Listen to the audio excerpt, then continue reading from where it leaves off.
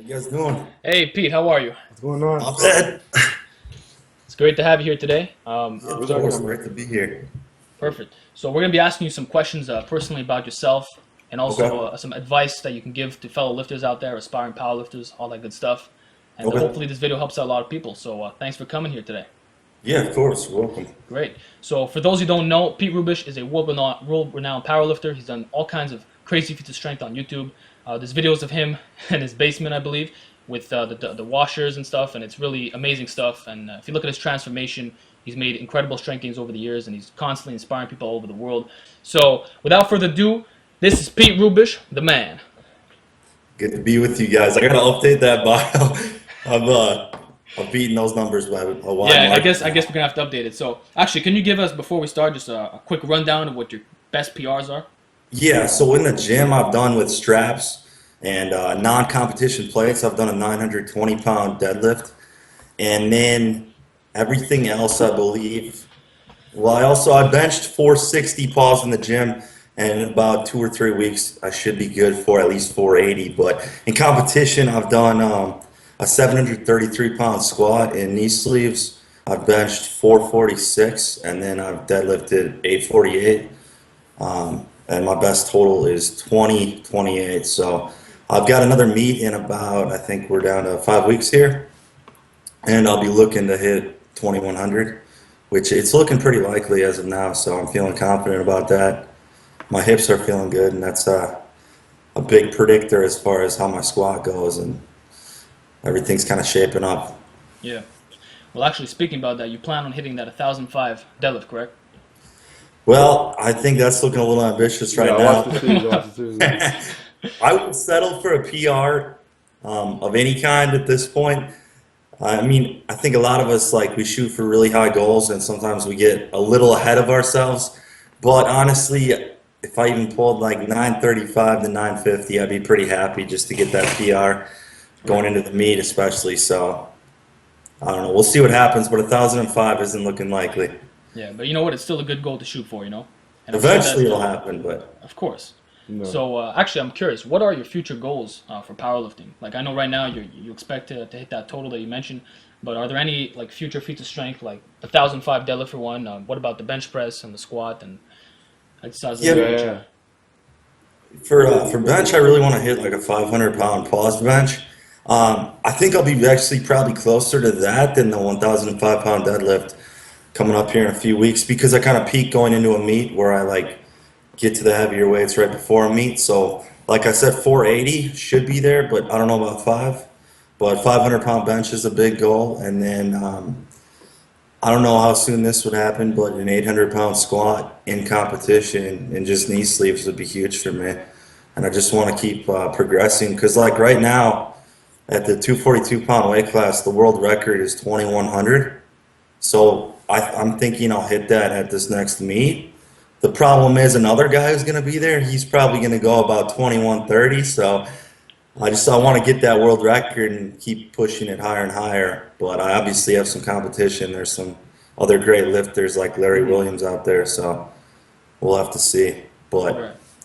long term, I don't know. Like, just going to keep seeing where it goes and keep setting like intermediate goals along the way. Try to stay healthy. Awesome. So now I want to ask you some questions related to training, so that we could help out some aspiring powerlifters out there. Okay. So Phil, do you have any start off Yeah. with? So first off, like, it's an honor to have you here.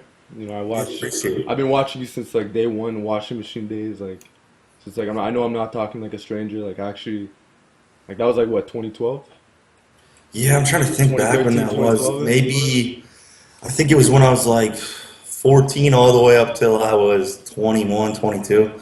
So, Yeah. So it's like I've been keeping in track like I've witnessed the progressions throughout the years, and like I've witnessed like your programming, your training, and like your philosophies and how everything changed over time. Like how you would incorporate certain lifts, and like they wouldn't work, and then like incorporate other ones, and like you just like went back to roots on other ones, like like hip thrusts, push presses, like all these lifts, like yeah. So it's like we're gonna talk about that later on, but yeah, certain lifts I found like don't carry over at all, and then exactly, yeah. obviously other ones do. So it's been like a big it's been a big experimentation process over the years, just kind of finding what works best for me and how I can like find the movements that will keep me healthy because some movement my body just doesn't agree with. And Right. Exactly. if Actually, I low bar squat a lot, it lights up my forearms and like my shoulders get really sore. So I can't really train it a whole lot, but I'll do like high bar or trying to think of some other ones. Like overhead press, I really didn't see it helping my bench that much. So now I don't even overhead press at all. Like I just Yeah. mainly okay. focus on bench.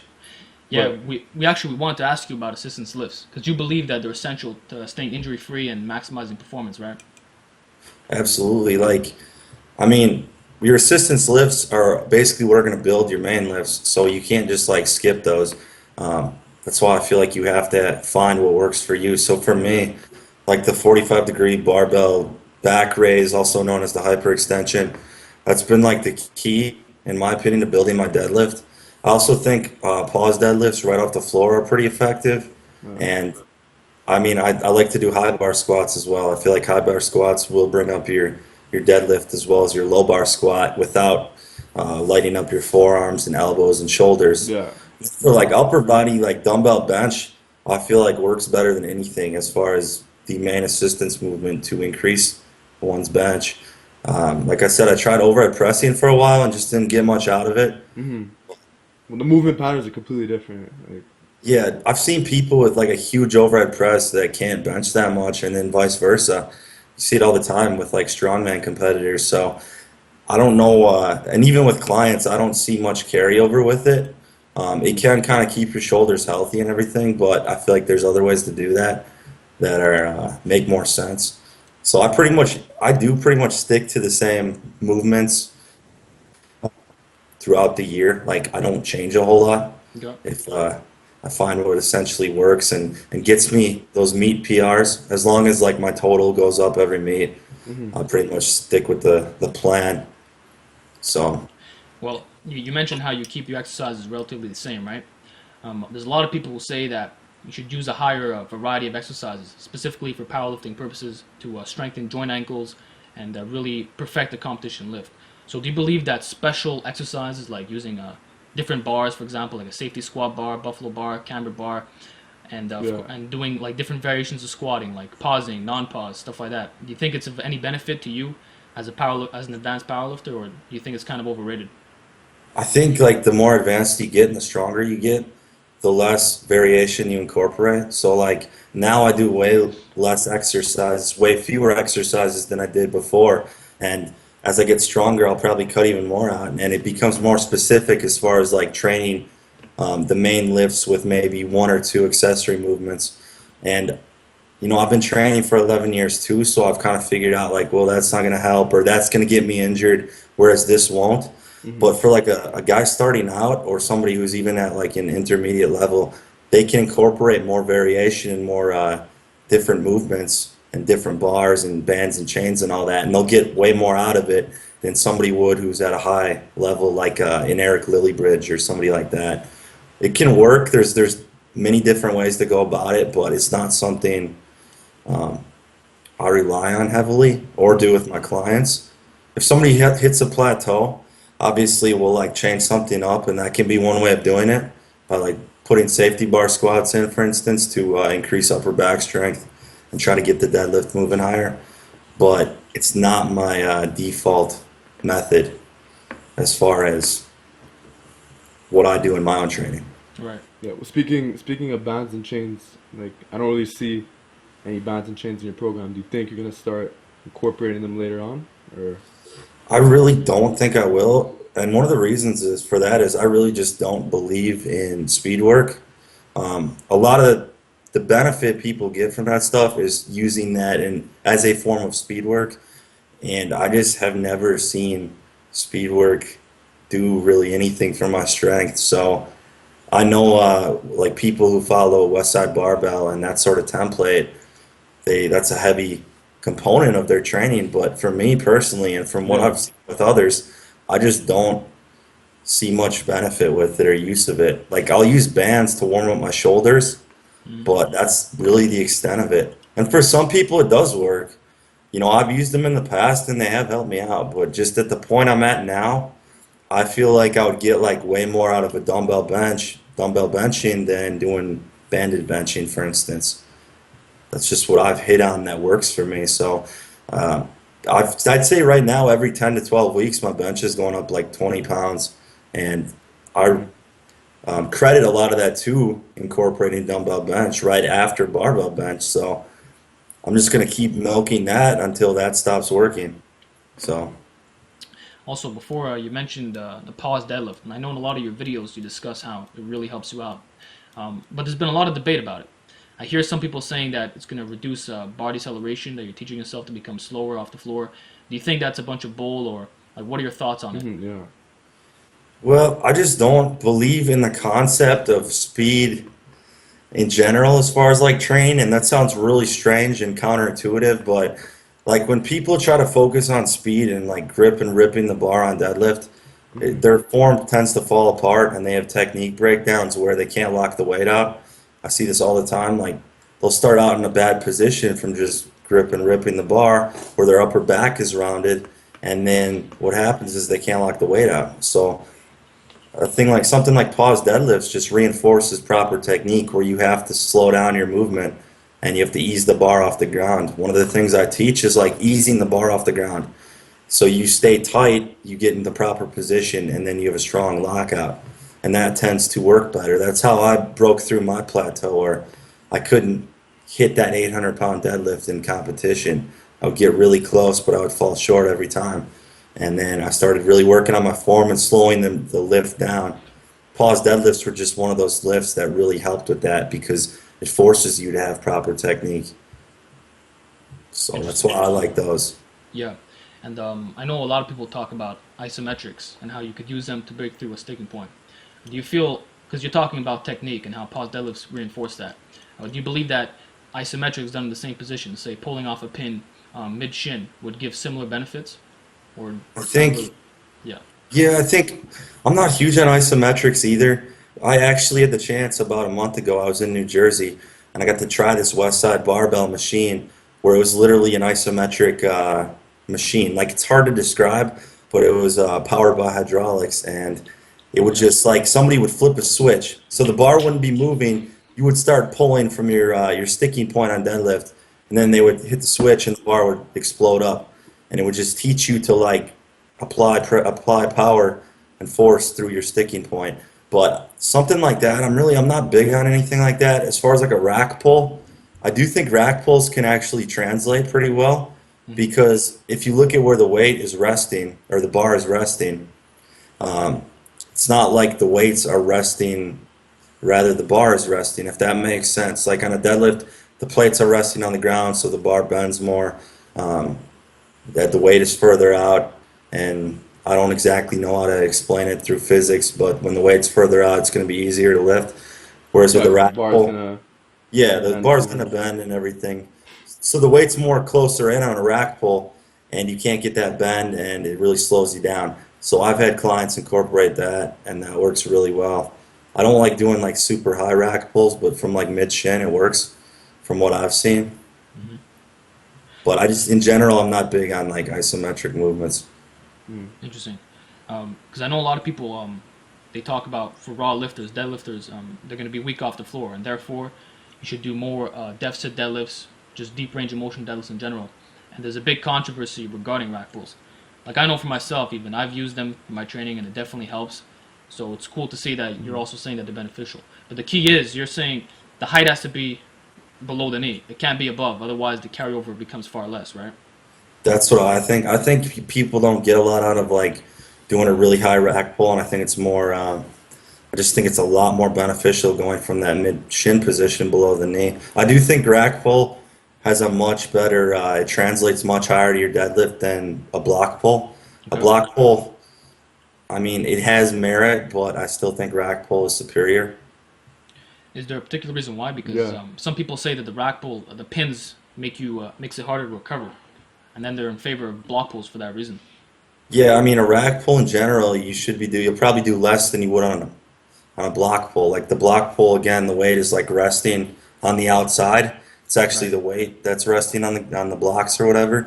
Whereas with the rack pull, the bar is resting on the rack, so it's in Yeah. closer. So that's what makes it tougher, and that's why I think you get more out of a rack pull, because you still get that bar flex and everything from having the weight on the outside.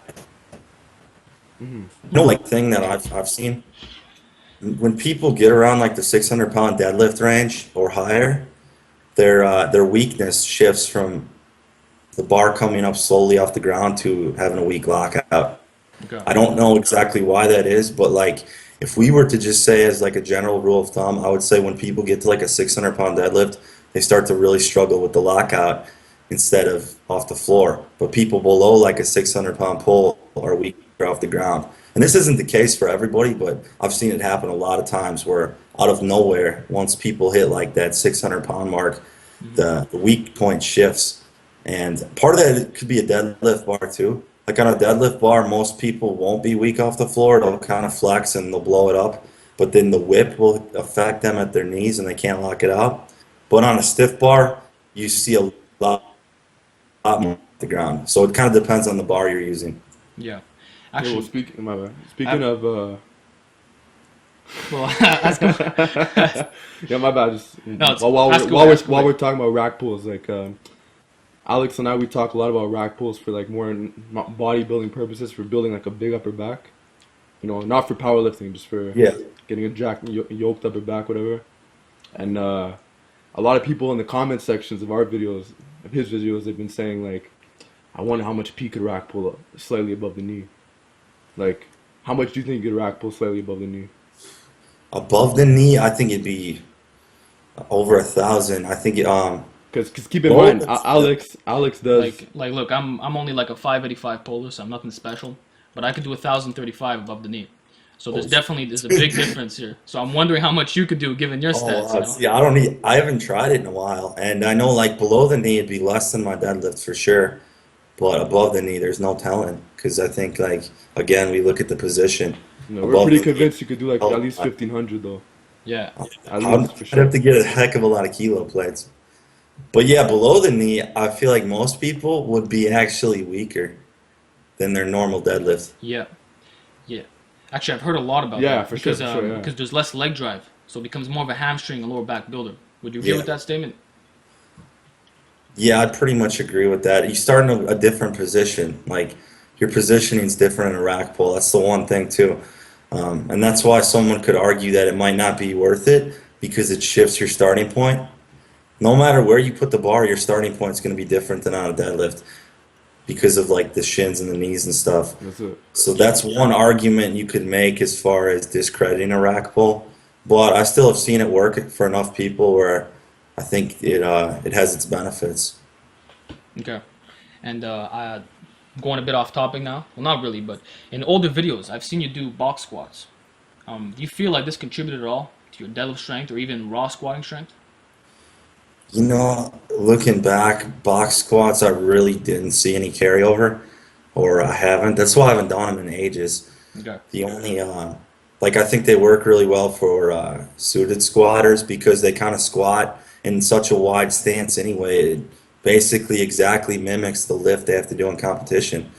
But this is why you won't see a lot of raw lifters do them because it just doesn't carry over.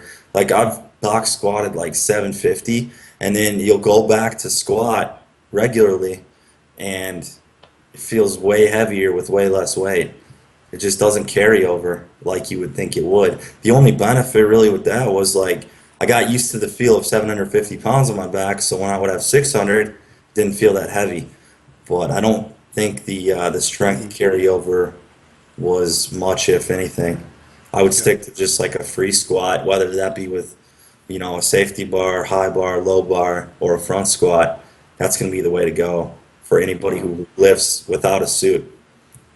Okay. I would literally just leave that to suited people. well, speaking of like assistance lifts, like I actually got my the idea of the 45-degree barbell back extension from you. And also like I don't just incorporate that, I also incorporate the horizontal one. You ever Yeah, incorporate that one, or I it's have mostly the tried that. 45? I've tried that. It's just a little less range of motion, so that's why I don't do it very often. I've done glute ham raises too in the past, but I just think that the Mm. 45 degree works a little better than everything else. So I pretty much stick to that. But I have tried the other variations. I just don't like them quite as Yeah. much. And also speaking of that variation, I watched one of your tutorial videos on that lift, and I think I'm not sure. Don't quote me on this, but you said that you don't lock it out. Like you kind of go like it's like shy lockout. Or do you always lock it out? Like do you always lock out the glutes to the top? I try to, but I don't like what I don't do anymore. I don't like try to squeeze my glutes or anything at the top or hold it for a second. I just pretty much try to deadlift the weight up and get to as close to a parallel position with my body as I can. But in the Okay. past, I've like, flexed my glutes and held an isometric contraction for 2 to 5 seconds. I've done things Yeah. like that, but I really don't do a whole lot of that anymore. I just try to get the weight up, so to speak. So um, I do a lot less of that, but I know what you're talking about, Yeah. Okay. But I and that can also work. yeah, I also remember you saying how it didn't really help you for one particular part of the lift. It pretty much the 45-degree back raise helped you mostly like throughout the whole lift. Was that you who said that or? Yeah, I think it helps the whole lift. I think originally I was doing it to like help my lockout. I thought that would improve my lockout, but then what I noticed was I was getting much faster off the floor too, because if you think about it, it really targets the hamstrings, and the It hamstrings does, play yeah. such a huge role in breaking the bar off the ground. So I just realized I was like, wow, this hits pretty much every aspect, every part of the lift that I needed to, and that's why I've like never taken it out since. For sure. And it's obviously a really good lower back builder as well. So I'm curious about the lower back. Do you feel that direct work, in addition to heavy abs, is essential to improving your squat and deadlift? Well, as far as like the low back, the only things I really do for that are deadlift, high bar squat, and then the back raises. So I don't do anything like good mornings too much, and that's just because of like the level I'm at. Yeah. If I wasn't lifting so heavy and I was at more of an intermediate level, then I would definitely incorporate that kind of stuff in. And even now, like I don't train abs directly or core or anything like that. And I'm not saying like it wouldn't be a good idea. I'm sure it would maybe benefit me a little bit, but I feel like with how heavy I'm squatting and deadlifting, my core gets enough work that I'm better off spending my time on something to hit my hamstrings, or Mm. sometimes I throw in like some rows at the end, as far as like I do like machine rows, Yeah. like the hammer strength machines. So I'm in the gym for a long time now, like just warming up to get to like 900 pounds and then doing those sets and resting. It takes forever. So I kind of have to limit my time as far as what I'm doing. And something like core, like I'd rather spend, that time working on mobility, because I get way more out of my mobility work than I would if I were doing weighted planks or anything like that. I So see. you just gotta kind of weigh like what's worth it more? What uh what do you have time for? What's gonna give you more benefit and better bang for your buck? And for me, mobility work more than core. Okay. Well, speaking of like core work, low back work, like you used to do a lot of oblique work, right? Like those one arm farmer's walk holds. Those, yeah, those are brutal. I haven't done those in a while. I do the two hand trap bar farmer walk with fat grips now, but that is an absolutely killer. Yeah.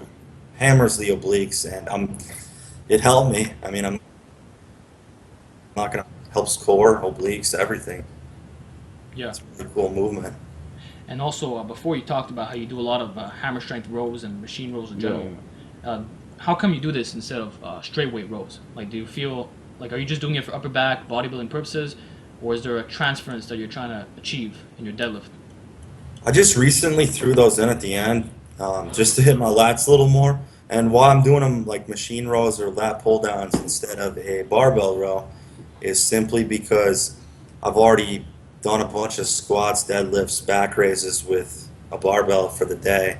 And those are much more taxing to use free weights than machines. So I just do machines at the end because it's less taxing on the body and the nervous system, and I can still kind of hit the area, but it's just kind of like a break at the end. But I just started throwing that in now. Try to hit my lats a little more. Okay. And do you feel that like a lot of lat training and upper back training in general will help your deadlift in some respects? Yeah, definitely. Because the thing with the lats and upper back is that's really what kind of holds your posture together with when you're under heavy weight or when you're picking up heavy weight. So I'll see people's upper backs, round over a whole bunch, and some rounding is normal. But if you round too much, you lose your position and you can't lock the weight out. Okay. So when you train all those areas, it helps you stay tighter off the ground and you can keep that posture all the way through. AKA, you don't fail your lockout. Yeah. So that's why I think Yeah. it is beneficial. Hmm. And it's interesting because in some older videos that I saw, you were talking about thoracic rounding, right? And how some of the top pullers, they pretty much all use it, like the ones that go above 800 pounds. So now are you saying that there should be a little bit of rounding, but not too much? Like say Konstantinov style, you know? Yeah, I've kind of changed my views on that because I used to just focus on like speed and grip and rip, and what happens there is you get a lot of thoracic rounding, and that was one of the reasons I would always miss at my lockouts. So now I really am trying to stay as tight as possible and minimize that as much as possible. Hmm. But at the same time, it is going to happen. But I'm not like purposely trying to do it. I try to minimize it as much as I can. But it just happens when the weight's heavy enough. Right. So I'm not saying like people should purposely try to do that, but don't freak out if you watch a video from the side or whatever and your upper back's rounded, because it just happens as the weight gets heavy and you fatigue. That's it. And actually, I'm sure over the years, if you had a lot of form hippies come over your channel and just talk trash. Yeah, um, it's gotten a lot better now. I don't get too much hate anymore, but well, yeah, now it's also, very smooth. Everything's that's going that's the well. thing. Like when you start putting up good numbers in meets, people kind of leave you alone at that point. They're like, Yeah, for he sure. must know what he's doing. So people really respect the meet numbers. Like I used to just be like a gym lifter where I could hit pretty good numbers in the gym, but there were people killing me on the platform. And now that like I'm doing really well in meets, it got rid of a lot of the critics, and you don't see too many comments like that anymore. So that's kind of nice. I mean, Yeah, that's good to hear for sure. Mhm. It's I guess it's the formal nature of it. Like they see it's recognized and Yeah. it's more professional. It's not just you in your basement hitching a weight up, for example. you yeah, know? I mean, Well, when what do people, they have to hate on too? They can't really hate on anything. Like, Exactly. Yeah. the that floor is pretty that's been good a for the thing most too, part. though. Like I'm happy. I'm kind of happy with where things are at now and how they're coming along because for all those years, like I was just known as like a deadlifter, Yeah. and basically people would be like, "He's awesome at deadlift, but can't bench or squat much." Hmm. So now it's kind of nice because those lifts have caught up and they're getting to be pretty good. So like being well-rounded, again, that also helps cut down on criticism and shows people that you do know what you're talking about. So Yeah, that's a great point. very I mean, you made beneficial. a total transformation. Like your bench press has gone up tremendously. In the past, it was like one of your weakest lifts, I believe. Your squat is great. Like the fact that you've just become this all-around package, it's inspiring, and people Hmm. there's not much that they could hate on. Yeah, bench has always been the weakest lift for me because like I'm built for deadlift, and usually people who are like built to be really good pullers are not built to be good benchers. So it's been the thing that I've had to work the hardest at, but it's starting to get into that territory where I'm like, all right, well, this is respectable. Obviously, like I want to someday, like 550 would be great to do in a meet or whatever, but that's going to take some time, Yeah. and I'm just going to keep chipping away at it. Speaking about the bench press, do you have any future plans of say competing in shirted benching? Because I've always heard that raw lifting, raw benching is a gift, but geared, you can kind of skill it out a bit, because it's made like there's a different strength curve. So is that something you might consider in the near future, just doing shirted benching? Yeah, like I know with like shirts and equipment and suits, it is a lot of skill. Like you have to train in that stuff for years and years, and you can beat people who are stronger just by Yeah. getting like used to it. But I don't think I'm going to do that. And it's like even with knee wraps, that's a big reason why I don't use those. To be able to do that, you have to rely on like training partners who are there all the time. Like whenever you need them, a weekly basis for years and years to like put your equipment on, help you out, and it's just more time consuming. So there's days where I'll be in the gym 3, 4 hours, and if we added in like gear to the equation, it could be you know, Yeah. it's all day. So I just don't really want to spend any more time than I already am.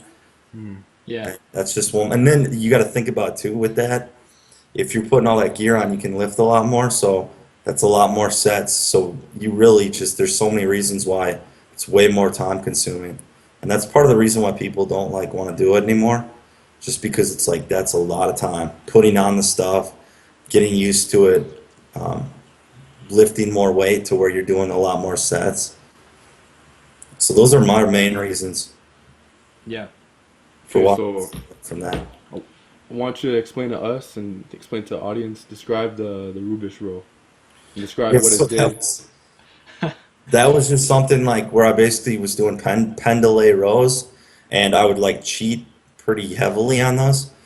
So with like a pen delay row, you just basically your back is perpendicular to the floor, and you roll the weight the same as you would in a barbell row, but you put the weight down on every rep. Yeah. Concentric only. Yeah, and so then what I did with it, I just loaded it up really heavy and I would cheat on those. Like I would really swing my back and try to get a lot of momentum to where it almost became like a half row and half deadlift. And I don't really, Yeah. I don't know, you know, I'm still kind of on the fence about that one, how much it helps.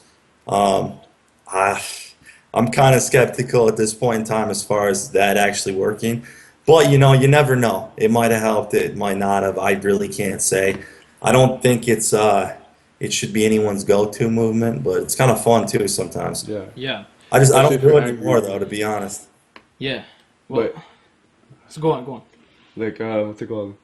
Like, but for your upper back, it must have done wonders for your upper back, like development, no?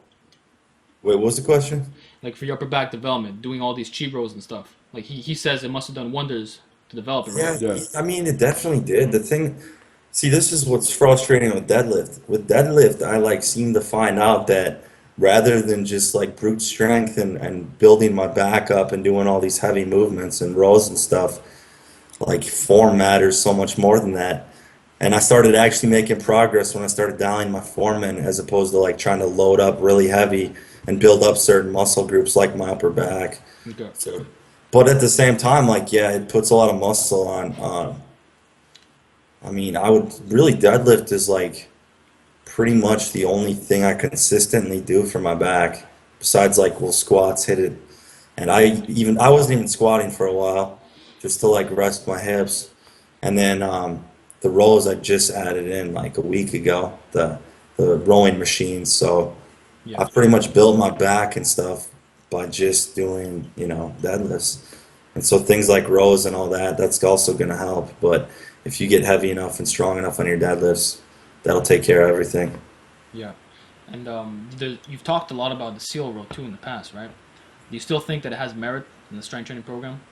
Definitely, I think steel row probably hits the lats more isolated than any other movement you could do. I think like if you were just trying to literally hit your lats and nothing else, then that's the best exercise, and it is really, really hard. Um, I haven't done that in a while, but actually you're making me thinking about, I'm like thinking I could probably start doing that this week because I just forgot about it. I hadn't been doing it. And we actually have like a machine in our gym that is basically a seal row machine. Most gyms, I've never seen that before in my life. So you have to set it up with like a bench and boxes, and yeah. Yeah. really tough. It takes a lot of stuff to set up, and if you're in a busy gym, you really can't do that. So steel row is not always practical for everybody, but if you try it out, you'll feel like nothing hits your lats more than that. Yeah.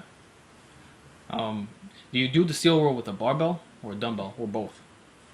I do it with a barbell, but sometimes guys don't have the equipment where they can like set it up, and I'll just have them do it with a dumbbell. Or you could just do like a chest supported row, dumbbell chest supported rows, laying on an incline bench. Okay. It's kind of the same thing or similar. What But was the barbell most work. you've ever steel rolled? Honestly, the most I've ever done was like 255, but it was probably 2 years ago. I think about 2 years ago. And I've had clients come really close to like those numbers. So it's something that if you really work on, you can get pretty strong at. I saw a video too on YouTube, like when I was looking at those a long time ago. and there was some like Russian guy doing like 365, and it's Yeah. insane. I have no idea how that's even possible, but Wow. if you I like do look up, I do a lot of Q&As with like my site with rowers, like world-class rowers and like that. That's like a staple in some of their programs. They're pretty strong there too. it just takes out all leg drive, so you literally can't Yeah. move the bar with anything but your lats. Brutal. Yeah. And So much. yeah, I'm curious about injuries. How you must have dealt with them. Like in the past, did you tear your lat as well as your glute? Yeah, I've torn. Okay, well, some people argue too, like they're like, don't call it a tear unless you have surgery on it. Like Okay, I've yeah. heard that, so I don't know, because I've always called them tears, but then like people jump on you about it. Like you're supposed to call it a strain, I guess, unless it's like surgically repaired. So I've strained like my glute, my lat, you know, all my hips, everything. I mean, my low back, I used to strain all the time, um, and I haven't injured that in a long time. I've one of the things I've done in the past, like I go get platelet-rich plasma therapy injections. Okay. Um, so there's a place like 4 hours from here, and I drive all the way there and back. It's like 8 hours of driving in one day, and they will draw my blood, basically draw your blood like normal, like you're at the doctor, and then they spin it in a centrifuge for like it takes like probably 45 minutes. Then they come and get you, and they have this like syringe. It's like 3 cc's, just like yellow goo. It's like it literally looks like yellow mucus or something. And that's your platelets from your own blood. And then they just like shoot that into wherever you're injured. So I've had him hit my hips. I've had him hit my delts. I've had him hit my knees. And what that does is it like loads a bunch of platelets into one spot so your body heals much quicker because platelets are responsible for healing in the body. So I'm probably gonna actually go back after this meet 2 times before the next one because I've had a little bit of like right knee pain and my left hip is a little achy. So Okay. these injuries are like it's a part of the deal. And one thing like I haven't done a whole lot with them, but um, I've heard miraculous things about like peptides. Uh, and peptides are like technically legal, but they're legal for research purposes, which no one is using them for research purposes. But certain peptides, like BPC 157 and stuff, people have said very good things about as far as just the healing properties. And there's things like that out there. Um, and Yeah. but it's just I don't know. I've mainly like PRP and mobility work plays such a crucial role in avoiding injuries. When I neglect my mobility work, I just don't. My body feels like crap. Like I fall apart, I get injured. So I really have to like do the yoga and stuff and work on keeping my hips loose. Otherwise, injuries start accruing very quickly. So one of the biggest things like people could do to stay injury free is simply like take the time to roll out, stretch out, and work on their mobility. Hmm. But it's just one of those things that's boring. Like I don't like doing it. Takes Oh like yeah, a of half course. It's hour. boring. Like who wants to just like stretch out for a half hour? It sucks. Yeah. And there's certain areas I avoid stretching absolutely. Like if I'm gonna squat or deadlift, I will not even touch my hamstrings at all, or my back. Like I want my back to be tight, and I Yeah. want my hamstrings to be tight. If you get those loose before you squat or deadlift, you'll be much weaker.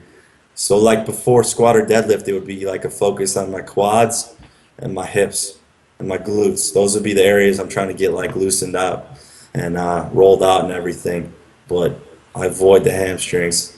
I'll stretch them out a little bit on when I'm at home or whatever, but just not before deadlift, squats, or lower body. You do not want the hamstrings to be Yeah. stretched Makes out sense. Yeah. because Wow. you'll be weak as hell. So like, let's say you're going for one rep max deadlift attempt. Are you gonna stretch out your quads and glutes? Because you said Um, you like to keep them a bit looser. I mean, even before deadlift, I don't need to stretch much. Squats really is what I have to stretch for. So if I'm going for like a one rep max in a meet or whatever, I have to really hit my quads, my glutes, and my hips and get them, loosened up. Otherwise, my form just isn't there. My depth isn't there. Hmm. start like my hips are so tight that I lean to one side and put a lot of pressure on a knee or something like that. So I pretty much have to do it before squats or I'm going to get injured. Deadlift to a much less, but just as long as you like avoid stretching out your back or rolling your back out and your hamstrings, you should be okay. You shouldn't like take a strength hit. Oh, nice. I want to talk a little bit about grip work because I don't have the best grip either, and like I think it was an issue for you in the past. Yeah. Like I noticed in your warm ups, you tend to do an over under, even on like 135. Maybe it's Yeah. just one video I saw. I don't know, like Yeah, I mean, when I get to like, okay, I only I use straps every training cycle, every set for deadlift. I never deadlift without straps going into a meet. So when I get to a meet and I'm warming up in the back room or whatever, I always use over under as well. I just my grip is okay at that point because I do the grip training. And so what I do basically, my game plan, I do grip training 1 to 2 days a week for about 2 hours each day. And I'll start with like double overhand deadlifts without no hook grip, just double overhand. I'll do singles up to a heavy weight. And then I'll follow that up with, I take the trap bar and I put fat grips on it and I do farmer walks with that. I do like 4 of those down and back. And then I'll take a barbell, put it in the rack, grab it in the middle and pick it up, do like one arm barbell holds. And one of my favorites after that, I'll take straps, I'll tie them to a lat pull down and I'll hold onto the straps like they're towels. And I'll do lat pull downs like that, and that just crushes your grip. And then another thing I do are the captains of crush. So with all that grip training, my grip gets pretty strong where I don't have issues usually. And then I just train with straps on my deadlift so that I can do more volume and not worry about like my hands tearing open, the calluses and everything. uh, My hands stay healthy. So, and then at the same time, like we've all had deadlift workouts where our hands start getting really sore and we can barely like grip the bar anymore. And you don't have to worry about that when you train with straps. So that's kind of the way that I've found works best for building a strong grip. Like I actually had a stronger grip training with straps the whole training cycle and doing grip work on the side than when I didn't use straps at all. Like I just deadlifted all my sets without straps, didn't do any grip, and I had a weaker grip. I used straps. That's an excellent point you raised. You're basically saying that the straps allow your hands to recover better, which means you can do more volume on your deadlifts, and of Yep. course do more direct grip work. And this isn't going to tire you out as much in the Exactly. grand scheme of things. Exactly. And you don't have to worry about, I hear it all the time, guy tore his callus and he's bleeding and he can't grip the bar. You never have to worry about any of that. So those are the main benefits and reasons why I do it. And another thing, like if you use straps, you can keep double overhand grip. So then your body's like equally balanced out. Yeah. that's true. Your form can be better. When you use straps though, like when you pull like over like 920 or whatever, how many times do you wrap the strap around? You just wrap it around as many times as possible, or With the straps I use, I only need one loop. I only one wrap loop? it Okay. once because it's like a heavy duty strap. I got them off. My bad. What kind of straps too, by the way? Iron Mind or something? No, they're the website is generalleathercraft.com. He makes my belt and everything, and he has these heavy duty straps that they're like about $35 for a pair, and they are like really thick. And the other thing that I like about them, they don't cut into your wrists. Okay. So they're like thick and they hold up really well, and you only need one loop. Like you don't have to loop it 3 times like you would with a really skimpy strap, but it won't cut your wrists either. So like I think they're really comfortable and they're gonna hold up. So those are the ones I use. I've used like Spud Ink too. Spud Ink makes pretty good straps. And then I know like the strongman guys have those figure 8 straps now, which I mean those are gonna be impossible to break. So Yeah, those are like the double ones, eh? Like double. yeah, where it's like a loop thing, Yeah. and their hand is like completely through it. Yeah. But I haven't for what you tried do, it, like, it shouldn't. Those shouldn't be necessary for what you do, unless you're planning on doing like 18-inch deadlifts or 24-inch deadlifts. Yeah, they just use them in like the competition, the Deadlift World Championships, and I've never tried them, but Yeah. uh, And okay, so you're increasing all this volume by using your straps and all this good stuff. How about using a belt? Because you're very strong beltless as well. So do you believe that adding on a belt will allow you to do more volume on your deadlifts? And of course, you get stronger as a result of using it? Yeah, the main reason I use a belt is just for like injury prevention. Okay. I feel like I used to do a lot of beltless training, but one thing I notice is when you go beltless and you go really heavy, I mean, your low back gets strained way more than it would if you were using a belt. So I just basically use it to cut down on low back strains that occur when deadlifting heavy. And I really don't injure that area, knock on wood, um, by using a belt. So really just the belt is there for injury prevention. And I throw it on. If we were to come up with like a rough guideline, I put it on when I'm at about 75% Okay. of my 1 rep max. And that's when I feel like I don't want to like take any more chances. But up until then, I don't need it. It's just I really don't prescribe beltless training or anything because I feel like the injury potential is too high. It's Okay. just not worth it. Because if I strain my back and I can't deadlift for like 4 to 6 weeks, I just screwed up the whole meet prep. So like sustain an injury like that is not worth it to me. I can't chance it. So I Yeah. take the necessary precautions where I avoid that as much as possible. Okay. Because I know a lot of powerlifters that are of similar strength levels to you. They'll typically, when they're prepping for meet, they'll do like beltless cycles. Then as it Yeah. gets closer, they're gonna strap like put it on. So you're like Yeah. you're against that philosophy, or I'm on the fence. I've done that in the past too, and I think it works, but I'm always like nervous, like what if like I what if you get strain my injured? Like back and then this whole yeah. meet prep is down the toilet. So it's like I just don't think it's worth it for me, but I don't think that doesn't work. I think it can work. I'm just I'm hesitant to do that Okay. because one injury and Yeah, everything's off. for sure. And in terms of breathing, because breathing is super important for keeping your lower back tight and not getting injured. Do you prescribe the Valsalva maneuver to your clients, even the older ones, like say above 50 years old? No, I mean what I basically tell people to do, like sometimes I'll see people take their breath on deadlift at the top, Hmm. and what I've noticed with that is it doesn't work well for like 1 rep maxes.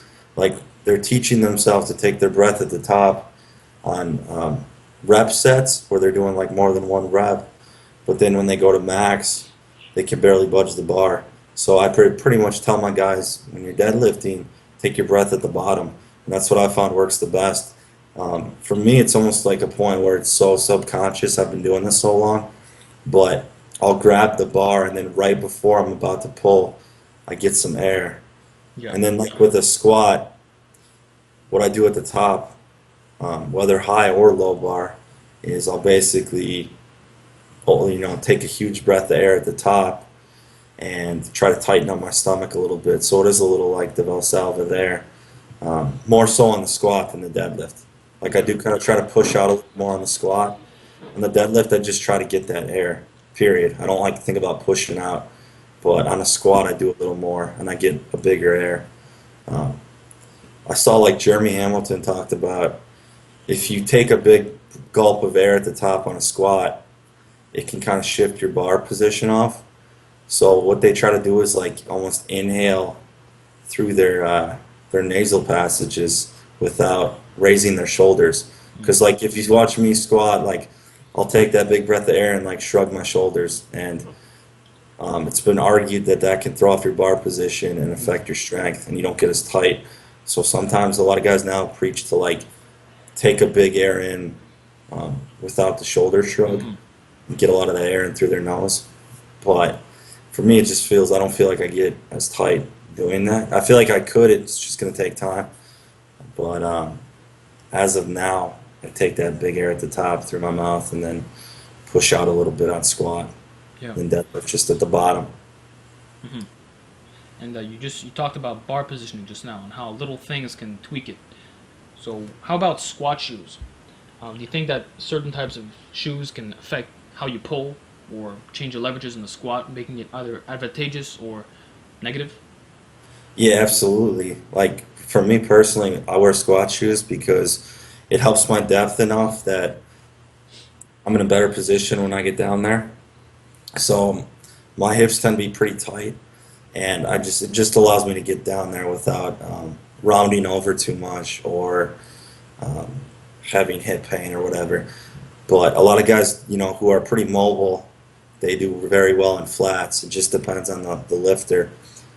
People ask me all the time though, as far as like, should I pull in squat shoes? And I think it's a bad idea. Like I've tried it, and you'll see me wearing them when I'm doing like double overhand grip work, but it's only because I'm doing like 550 pounds or so. So I'm not really like worried about form. I'm just trying to get my grip down. But I don't think it's a good idea to use raised heels for deadlift. Like flats is the way to go, and I go barefoot. Yeah. In a meet, I have to like throw this really thin slipper on my foot, but it's pretty much like being barefoot. I don't know why Yeah, it's for sure. But I, but when you're training, you're actually barefoot. Like you're not wearing this slipper. no, I just barefoot train. It's Yeah. exactly the same feel. It's one of those things that's kind of weird because it's like you put the slipper on, it feels the same as being barefoot. It just Yeah. makes no difference. Yeah. That's Uh, the way to go.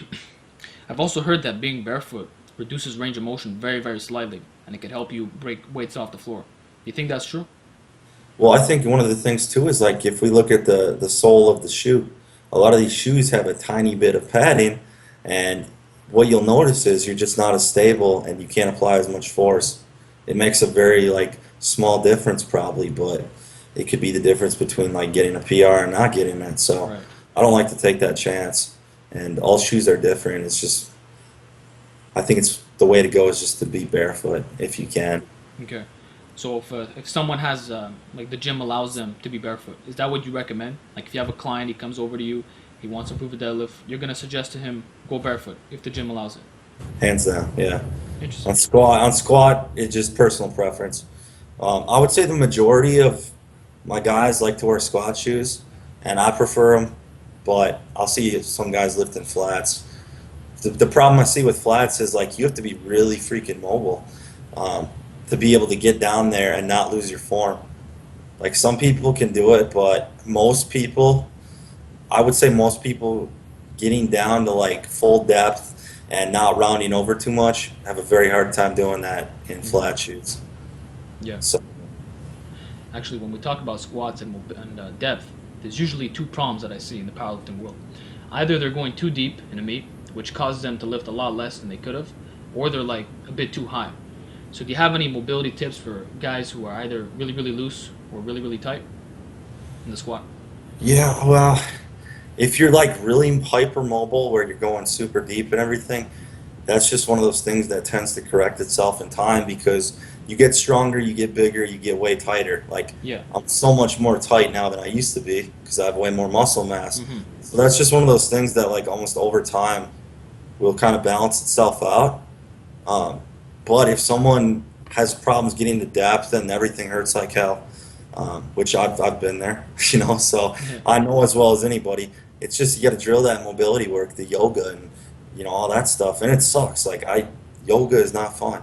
Yoga sucks. It is. Oh yeah. As a It lifter, it must be to boring. breathe and move. Every part of it's hard, but Yeah. if it's going to help my squat and I don't feel pain when I squat, then I have to do it. So that's kind of like what I would tell these guys is like, I know it sucks, but it's going to pay off for you and your lifts will go much better. Yeah. So just do a little bit of it. Yeah. And I'm curious also, do you do any type of cardio or GPP work of some sort, like what strongman competitors do?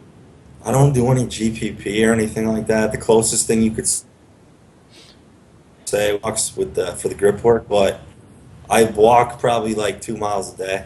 Just Okay. like, and that's more, honestly, that's just more like mental health than anything, just to like clear my head. But um, I obviously like want to take care of my heart too, so I try to do a little bit like that. You'll never see me run, but a good walk, I enjoy that.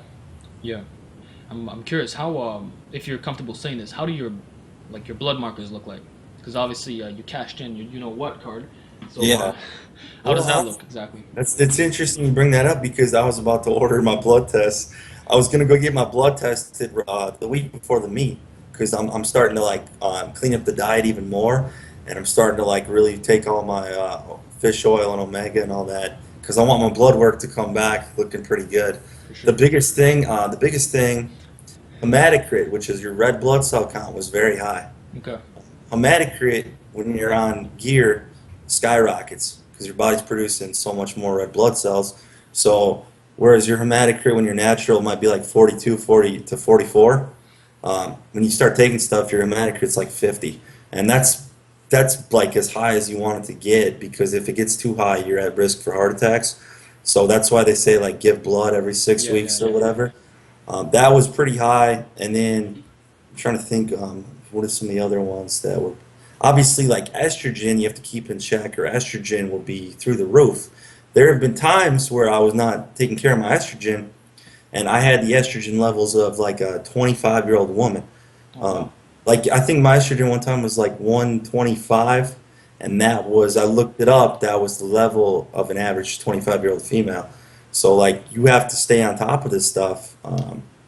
What else is there? Like if you eat a crappy diet and don't get, healthy fats, and then you eat a bunch of red meat and junk food and sugar, and don't take any vitamins, your cholesterol will go to shit. But that'll happen either way. It's exacerbated even more when you're on stuff. Yeah. So that's one thing I'm going to be real curious to see. Um, I would say those are the biggest ones. Hmm. But obviously everything gets affected. My blood pressure, I can tell you this, after the meet in June, I had a doctor's appointment or something. This was 3 days after the meet, and my blood pressure was 130 over 80. Okay. So for that being 3 days after the meet, um, That's excellent. pretty good, pretty good, That's pretty good. that's very very good. Like Because like we're considering talking, you like just, considering the amount of enhancement that's going on and the high blood pressure from the meat, like 130 over 80 is really good. yeah, a few days later, so I was like, all right, that's pretty good. I'll take that. But there's just so many indicators. Like your blood pressure could be okay, but your cholesterol might be shit. So Yeah. you kind of got to investigate it all. But I won't know I'm going to wait basically till a week out before the meet. So 4 more weeks here. I'm going to run all those tests and see what I'm at. And I was actually probably going to do a bod pod too, Okay. because I've never gotten my body fat checked, and this is the most accurate way. Costs like $50. You go in, um, but I would venture to guess I'm probably right around 10%. So I just want to check. I'm curious. I've never actually tested it. Yeah, yeah. And all these things are really important to know. With all the things that are going on, like with the training, the enhancement, the diet, like you want to be doing this for a long time, so everything's got to be in check, Exactly. for sure. I'm trying to make a bigger emphasis on my health and like taking care of my body, because when you're young, you just like lift and you go in and you don't even warm up or whatever, and you can't really get away with that when you've been Mm. doing it a while. So I'm trying to make more of an effort to like look at my health and mobility and what I'm eating. I still enjoy my food, but I try to get the important nutrients in as well. Right. Like I'll still go kill a donut cheeseburger or something like that. Um, that's right, I'm talking burger where the bun is Krispy Kremes. I'll go kill something like that, but at the same time, like I want to get my cashews in, my guacamole, and my fruit, and all my vitamins, and make sure I'm getting all the stuff I need. Yeah. So I'm curious, if you're comfortable answering again, do you feel like this whole powerlifting stuff, the whole package, do you think it's shortened your lifespan in any way? Like Oh by yeah, 5 years? I'm honestly, yeah, I'm sure it has it to some extent. The question is how much, and the question is, um, you got to find that middle ground. Because if you're putting anything into your body and you're pushing your body like this, I mean, everybody knows that's not good for you. Like it'd be like if you're an MMA fighter, that's not good for you, but we do it. Now, what's changed for me though, whereas like maybe 3, 4 years ago, I would kind of just throw caution to the wind and just like, more is better kind of mentality. Now it's a um, much more moderate, mild almost way of going about things. Like now, I pretty much know you don't need much at all. Like a very limited amount, very small amount of test, very small amount Okay. of like if you just took, people don't realize like you don't have to take a million things and a gram of everything. It's like Hmm. people do that. I see it all the time. I hear about it all the time. And you have to wonder what those people are doing to their health. So now I'm like, I try to keep it much, much lower and much more, um, much smarter approach because I don't want to have a heart attack when I'm 60 or 50. Yeah. I want to, live to be 75, 80 or whatever. And so I'm trying to be smarter about that stuff. But there it goes on a lot. There are plenty of people who don't give a crap and take everything in sight. And that's why you'll see a lot of people come out of the woodwork and put up huge totals that you've never heard of before. And then you don't hear about them 2 years later because they burned out. They took everything in sight and they had like really good meat or two. And then they burned out and now you don't even know where they are. Happens all the time. Because people can literally get to a certain level by just taking everything in sight. But that only works for so long. Like, I think it's way more impressive the guy who improves every meet by like 30, 50 pounds and he keeps getting better and better and never slows down and he's consistent than the guy who like comes out of nowhere, puts up a huge total and then he can Yeah. never replicate Yeah. it. Yeah. That's drugs, man. For Like sure. when you see that happening, that's drugs. Like when people can't get past a certain point or whatever, it's usually because they've like plateaued out on their drugs and they can't get anywhere or they're just looking at that as the main factor. Like that's their main. They're not looking at their training or their diet or all this other stuff. They're just focusing on that. Um, Yeah. it So used to be smart. yeah. So like, are you on less than a gram of gear a week? Wait, what's that? Less than a gram of gear a week? Oh yeah, the total. If we Yeah, were like total. if we were talking like going into a meet, 800 total. Oh, Whereas in the past, two and a half total, 2.5 grams. So 3 times as much. Like that's what I'm saying. so yeah, 3 times as much, but a lot more risks. And now you're still making consistent strength progress, I'm basically. making way better gains, and I'm healthier. I'm way healthier. My skin complexion, my like skin complexion, my general physique, the way I feel, everything is way better, and that's on. And I'm way stronger. Um, 3 times less. And that's why I tell people it's like it's not always so cut and dry where it's Yeah. like take more. There's a lot of negatives. Like I feel so much better and look so much better as far as all that stuff that it's just and I still have to deal with the repercussions of the past because I still have like a bunch of acne scars and stuff all over my body from when I was not thinking so smart, where I was like 21 and I didn't really care about the consequences. And so I still have a lot of like acne scars where I made those mistakes and I paid for it when I got like cystic acne and then it goes away, but you got these scars. And so I've had some of it taken care of, but it's one of those things that can take literally 10 to 15 years to like fade away. So you're still left with these marks and stuff of like when you were basically, not being smart about it. Um, Hmm. so you just got to think. For sure. And what's cool, like, like what you just said, that you're stronger and you're making really good gains. It's really it's fascinating because most people they're just gonna say up the dose to get Yeah, stronger. So and you found like another way around that. So would you say that a lot of it comes down to your training programming? Like you became a much smarter lifter, and because of this, you're making all these faster gains. Because obviously the dose is not as high, so something had to change within your training itself, right? 100%. That's it. Because like early on, and especially most people starting out believe, well, if I'm hitting a plateau, what could I do? Take more. And it kind of makes sense. Like, I mean, on paper, you're like, well, that does make sense. If you're stuck, take more, and you won't be, right? But you'll plateau so much quicker, and when you get in those plateaus, you'll have a very hard time getting past them. So I just was like, well, I'm gonna have to start doing things differently, and I started like dialing my form in, especially on deadlift. That's why deadlift has taken off so much.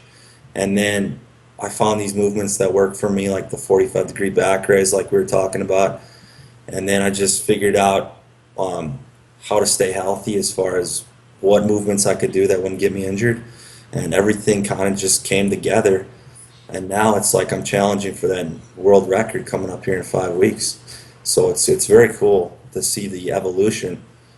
And when I was totaling like 1850, like that 1851 total, that was I think 4 years ago maybe. I think four. Hmm. Pretty sure it was 4 years ago. Um, that's when I was on 3 times as much, and I looked like garbage. Like I had acne all over. Uh, I didn't look healthy. I felt like I didn't feel good. My blood pressure was through the roof, like 160 over 100, stuff Oh like wow. that. Um, everything, like I didn't feel good. Like I mean, you'd get to the meet and you'd feel so shitty that like you couldn't wait for it to be over because you're just like, I need to de-cleanse myself, detoxify because I feel like shit. Like a lot of the people, they get to the meet and that's when they're at their unhealthiest because they're on so much that they feel horrible. See it all the time. And that's how I was. And now it's like completely different. Like I feel the same 12 weeks out as I do the day of the meet because nothing changes. It's just like, I'm not like, let me just load up a bunch of crap and, you know, throw Yeah. caution to the wind. But um, Yeah, and I'm curious. Do you think that you're gonna be on for life now that you've well, embarked this? when I'm done with powerlifting, um, it'll just be like hormone replacement at that point, I'm sure. Hormone replacement therapy. Um, because, I mean, if I want to have a kid or something, I'll have to go off and replenish everything, and that'll take a long time. That could take 6 months to a year of being off and going on PCT and Yeah, getting your yeah, body back. It could take 6 months to a year um, to get your body back if you want a child. So, and it might you could even be at a point where it might not even be feasible. So you just never know. But that'll probably happen at some point, and then once I'm done competing for good, yeah, I'll just doctor prescription level dose, nothing crazy, to at least keep my levels, around 800 to 1,000 at least, and I'll probably never like fully go off for an extended period of time, with the exception of if I were to try to have a kid. But yeah, yeah. I know uh, that the fertility thing is a real issue, like for a lot of lifters. Like I know there's a lot of people on gear that they talk about, like they got on it when they were super young, at 20 years old, and now they're 28, and they're infertile. yeah, So it's um, everybody's different. It's hard to say, and with a lot of people, it just might take longer. Um, I don't really know. I don't know if I could or not, but um, I'll at least try at some point, and we'll see. I could live with it either way. I'm happy with how things have gone, but uh, you just got to be smart about everything. You have to consider everything, uh, right. So Phil, do you and have on your phone? No, no, I'm just taking it in. Okay. Yeah. because it just takes a long time. Like if you were on for basically 5 years and of varying doses, it could take a long time to get back to a level where you were capable, if that was possible even. There's certain things I think it's possible, but you just don't know. Yeah. So, And just a couple more questions, and then we're gonna be wrapping up soon. So okay, give or take like 5-10 minutes or so max. okay. I'm curious, how come like you always have these smelling salts, right, when you're doing your one or maxes? Yeah. Like, do you think that helps a lot with your performance in any way, or it's just one of those things to psych up mentally? I think the last time I used smelling salts was March, and I haven't used them since because what happens is, like, it helps. It does. It gets you like more alert. You wake up, and it's like a big adrenaline rush. It jacks up my nose for like 2 days. Like, I'll take a hit of this, I can't breathe right for like two straight days, 48 hours. My Okay. nose, like, I can't smell, and like my nasal passages get all messed up. So, I mean, what I'm basically saying is you can't argue that it's not good for you. Like there's no way it's good for you. You're taking a hit of chemicals and it works, but I try to shy away from it for the most part. Even in meats, I don't use them. Um, I might actually, for like the first time in since March, I might when I try that max in like 4 weeks on deadlift.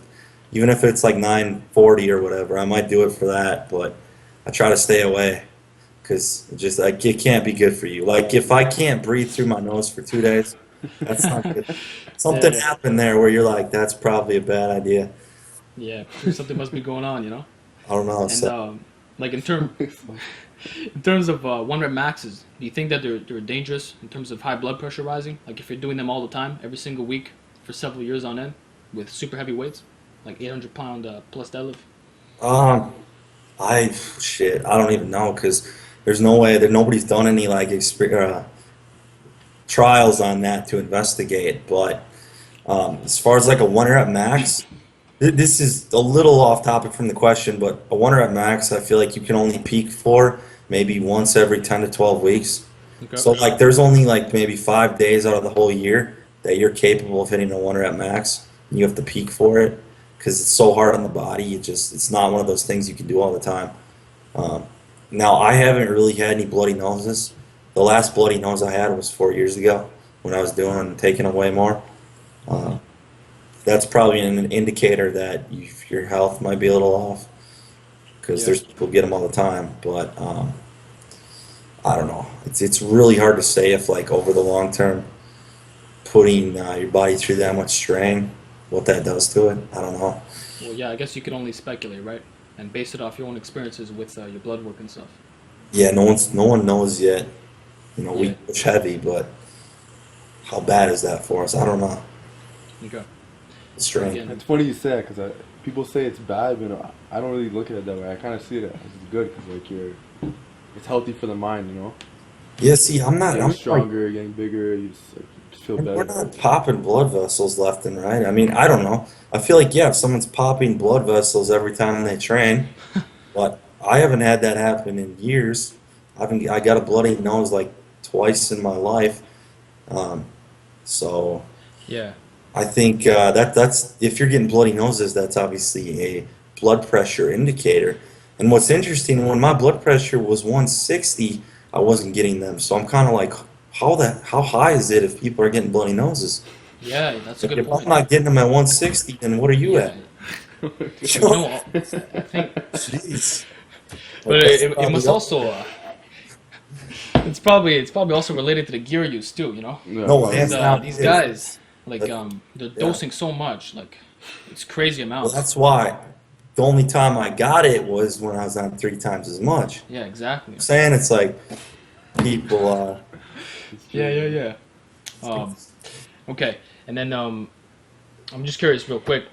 Bicep tears. Do you ever fear them? And do you think that like the more enhanced you are, the greater chances of developing it because the tendons will be stronger, weaker than the muscles? Yeah, I think injuries are more likely for people on gear because you just get so much stronger so much quicker. Now, bicep tears, I personally don't like worry about them because I always train in straps. So I always am double overhand. The only time I pull mixed grip is in a meet. So that's like 4 days a year that I could even possibly do it. But when I train in straps, that's another reason I like to train in straps is you don't have to worry about that. So that's just one thing I forgot. But as far as like injuries in general, I think they are way more likely when you're on things because like I've felt it on bench where my bench will get so much stronger so quick Hmm. that my tendons around my like pec and shoulder can't keep up, and I'll be bringing the bar down and they'll just like pop, and you'll strain like a tendon in here because you got so much stronger so quick. So that's a thing. That's definitely like a thing where if you get too strong too fast, injuries crop up. Makes sense. Yeah. So 2 more questions for you. Okay. So here's a good one. Is there an important question that you wished we'd have asked you? And if so, what is it? Nothing off the top of my head. I mean, we covered like all bases here. Right. Um, I no, nothing comes to mind really. Yeah, yeah, yeah. Well, I hope that this does help out a lot of people. And if you have any final words for aspiring powerlifters or people who follow your work, what would that be? It just basically comes down to two things. I feel like consistency and then staying injury free. So like if consistency and longevity, I can group together as one important thing. I've been doing this for 11 years, and you really can't get to the top without like putting that time in and paying your dues. Same with MMA. Like MMA, all those guys at the top have been doing it over 10 years. So you really have to just like start out doing it and keep going for a while and do it consistently, and that's how you get the elite numbers. There's really no other way. Like even if you took a bunch of stuff, you're not going to get there by just taking a bunch of gear. Like if you've only been lifting for 5 years, you can't skip the time. And the other thing is just like staying injury free. I lost like a year and a half because I had a bad hip. And if I'd been smarter about my mobility work and things like that and the movements I was doing and not try to like push through injuries where I knew something was off, then I might even be further along than I am now.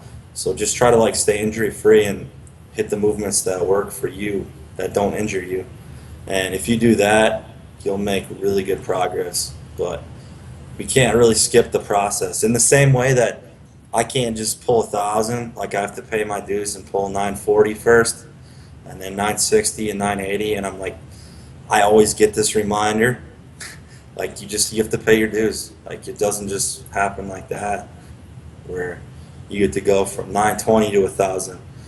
So even myself, like I'm always relearning that and being humbled by it, because it just doesn't work. The body doesn't work like that. Great. That's a humbling experience. So Yeah. you gotta take the 15-pound PRs. Yeah. So anyway, Pete, I want to thank you for coming here today. We greatly appreciate you being here and giving your wisdom and advice, and I hope that this helps a lot of people out. If people want to reach you, say for online coaching or just general questions, what would be the best way to do this? They can just shoot me an email at prstrength1@gmail.com, all one word, and I'll get back to you. So that's my email. Great. So that's all for today. And yeah, I look forward to seeing those PRs. I'll definitely be following your journey and seeing where things go. Yeah, I appreciate you guys. It's good talking to you. Thank you. No more. Thank you too. Have a great day, Pete. See you.